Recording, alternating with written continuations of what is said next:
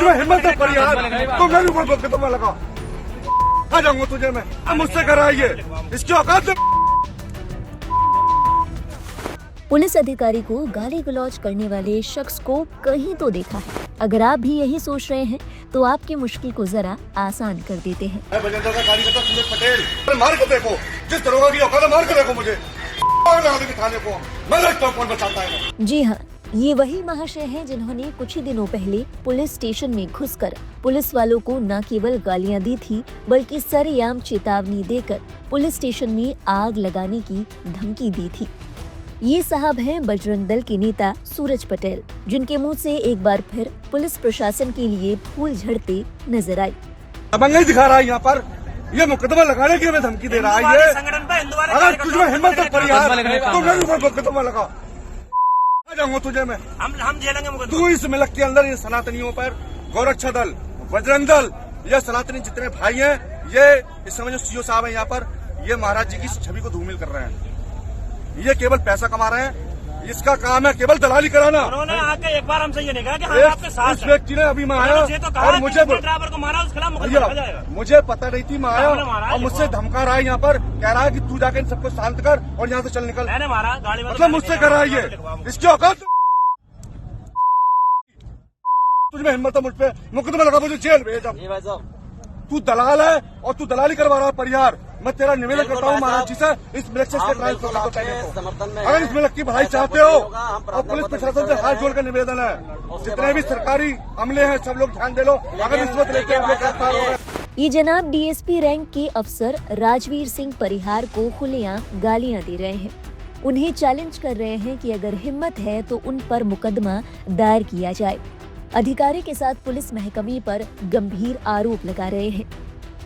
इस वीडियो में बजरंग दल के नेता सूरज पटेल के तेवर देखकर, उनकी बातें सुनकर तो यही लगता है कि यकीनन वो अपने आप को कानून से बड़ा समझते हैं, कोई सूरमा ही समझते होंगे। वीडियो में अधिकारी के बाबत वो बार बार यही कहते नजर आ रहे हैं कि देखो वो मुझसे कह रहा है, उसकी हिम्मत तो देखो। अगर तुझमें हिम्मत है पर यार, तो मेरे ऊपर मुकदमा लगा आ जाऊंगा तुझे मैं। अब मुझसे कराइए इसकी औकात से। ये पूरा बवाल शुरू हुआ जब यूपी के रामपुर में खालों से भरा ट्रक मिला। इसके बाद बजरंग दल के नेता और कार्यकर्ता हाईवे पर धरना देकर बैठ गए। बजरंग दल के नेता का कुछ ही दिनों पहले वायरल हुए वीडियो पर जो सवाल उठे थे,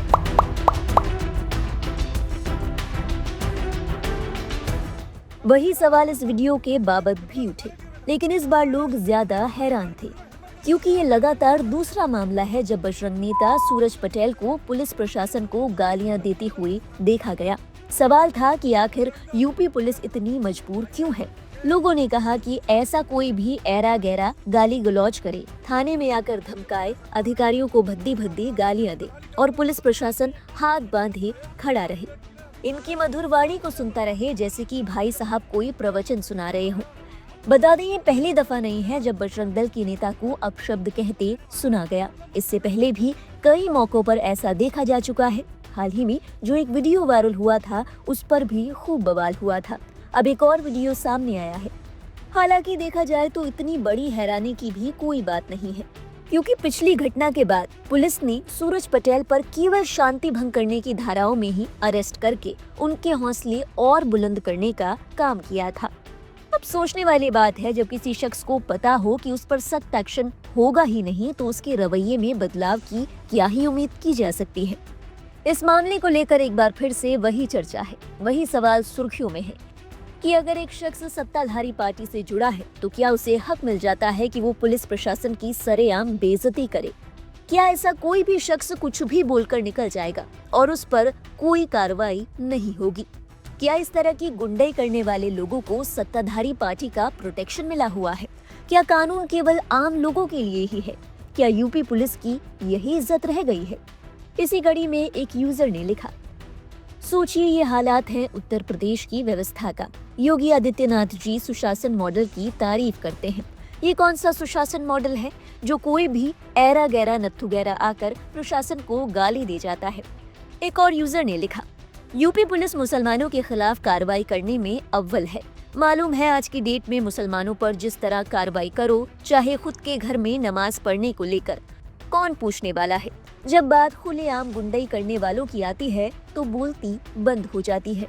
एक और यूजर ने लिखा, लगता है वर्दी का खौफ अब केवल कानून मानने वालों के लिए ही रह गया है, क्योंकि सत्ता की सूरज की तपिश में पुलिस या रसूख तो शांति भंग की धाराओं में ही पिघल जा रहा है।